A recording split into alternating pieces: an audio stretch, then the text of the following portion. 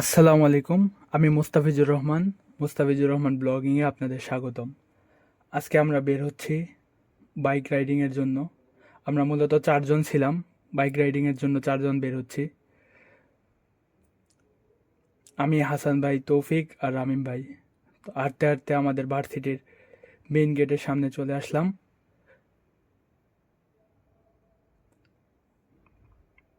Main gate দিয়ে বের হওয়ার পরে বাইকের কাছে চলে গেলাম।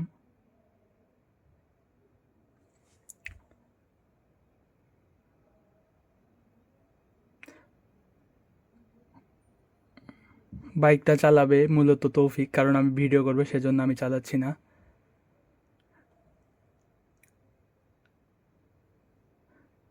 বাইক নিয়ে বের হওয়ার পরে সিগন্যাল ক্রস করার পর থেকে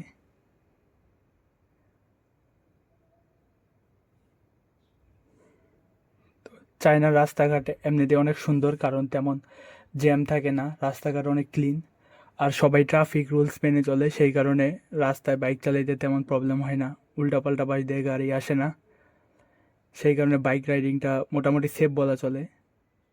এখানে আমরা সিগন্যালে পড়ার পরে সিগন্যালে কিছুক্ষণ দাঁড়িয়েছিলাম। আর এই বাস, এটা হলো জিবোর বাস। এটা 11 MB দিয়ে পুরো জিবো ঘোরা যায় এই বাসের মধ্যে দিয়ে।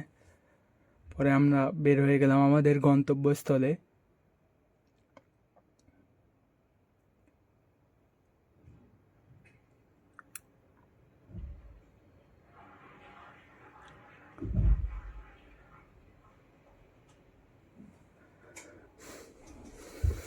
তারপর আবারও একটি সিগন্যালে পড়লাম, সামনে মসজিদ আছে।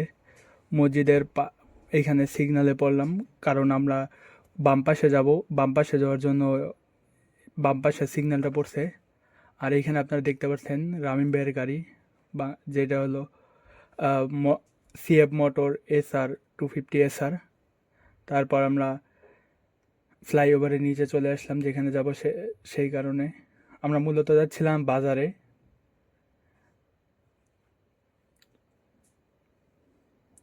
তো মনে হচ্ছিল আমরা রাস্তা ভুল করছিলাম, সেই কারণে একটু দাঁড়ালাম। তারপরে মনে হলো না, ঠিকই আছে।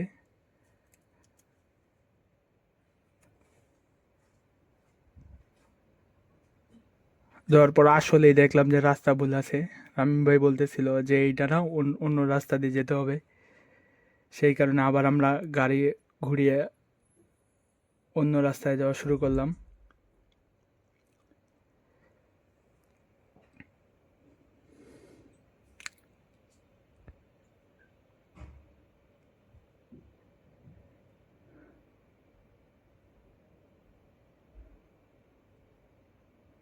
এখন ক্যামেরাটা মূলত হাসান ভাইয়ের কাছে দিছি, কারণ আমি দেখতেছিলাম আসলে কোন দিক দিয়ে যাওয়া যাবে। ম্যাপে চাইনিজ ম্যাপ অনেক স্ট্রং গুগল ম্যাপের থেকে, কারণ এখানে প্রতিটা পয়েন্টে দেখা যায় কোথায় গাড়ি আসছে, কোন দিক দিয়ে যেতে হবে, সব দেখা যায় মূলত এই ম্যাপে। তারপর রাস্তা উপভোগ করতে করতে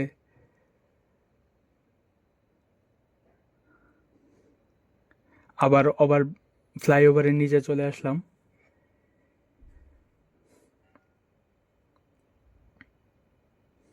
এদিক দিয়ে বের হয়ে আমরা যেখানে যাওয়া লাগবে কাঙ্ক্ষিত জায়গা, সেখানে যাচ্ছিলাম।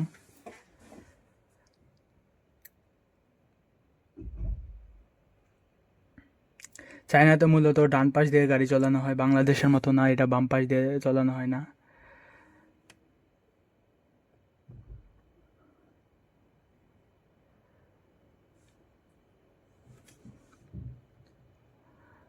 আমরা আবার চলে যাচ্ছি যেখানে আমরা বাজারের কাছে। তো বাজার করার শেষে আবার আমরা ভার্সিটির উদ্দেশ্যে রওনা হলাম। পাশে আমাদের ভার্সিটি, এই পাশ থেকে ভার্সিটির এরিয়া শুরু। ভার্সিটি অনেক বড়, এই কারণে ভার্সিটি দেখা যায় বাইক দিয়ে পুরোটা ঘুরতেও ভালোই সময় লাগে। তো ইফতারের টাইম হয়ে গেছে, সেই কারণে আমরা ভার্সিটিতে তাড়াতাড়ি ঢোকার চেষ্টা করছিলাম। ভার্সিটিতে ঢোকার পরে আমরা আমাদের বাইক রেখে আবার রুমে চলে গেলাম।